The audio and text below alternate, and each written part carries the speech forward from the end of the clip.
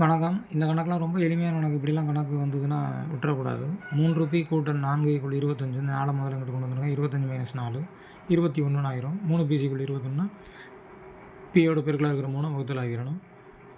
1 3 3 7 3 21. இந்த 7 தான் விடை.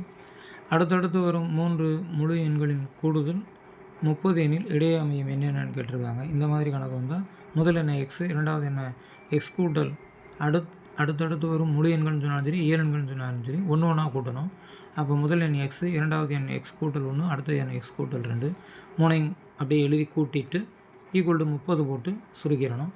இப்போ அப்படி சுருக்கும்போது மிக எளிமையாக அதனுடைய விடைகளை கண்டுபிடிச்சிடலாம். எக்ஸ் கூட்டல் 1, எக்ஸ் கூட்டல் 2 கூட்டுறோம். இந்த எக்ஸ் இந்த எக்ஸோட கூட்டி 2x, இந்த எக்ஸோட கூட்டி 3x. அப்போ 3x கூட்டல் 3ன்னு வந்துடும். இந்த 3 அங்கே கொண்டு போயிட்டிங்கன்னா நமக்கு 30 - 3 27 ஆயிடுச்சு. எக்ஸ் வேணும். 27/3 9. இப்போ முதல் அமைப்பு 9, அப்புறம் 1 கூட்டி 10, அப்புறம் 1 கூட்டி 11.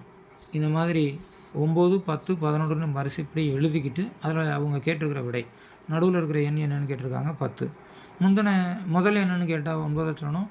அந்த 3 எண்களில் மூன்றாவதாக வரக்கூடிய எண் என்ன அப்படின்னு கேட்டால் 11 சொல்லணுங்கிறது தெரிஞ்சுக்கிறோங்க. இங்கே நடுவில் வரும் என்னென்னு கேட்டிருக்காங்க 10 தான் என்னுடைய விடை அப்படிங்கிறத தெரிஞ்சுக்கிறோங்க. அடுத்து பார்த்திங்கன்னா ஒரு எளிமையான கணக்கு.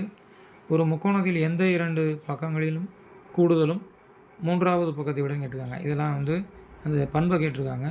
பண்புகள் பூரா படித்து வச்சுக்கிடுங்க. கட்டாயம் பண்பில் இருந்து ஒரு 2 வினாக்கள் கூட வரலாம். அப்போ முக்கோணத்தினுடைய எந்த 2 பக்கங்களின் அளவுகளையும் கூட்டினா அது மூன்றாவது பக்கத்தை விட அதிகமாக இருக்கும். அப்படி அதிகமாக இருந்தாதே அது முக்கோணத்தை அமைக்குமா அமைக்காதா அப்படிங்கிறதே நம்ம முடிவு பண்ண முடியும். அப்படிங்கிறதுனால அதிகமாக இருக்கும் அப்படிங்கிறத விடை. வாழ்த்துக்கள்.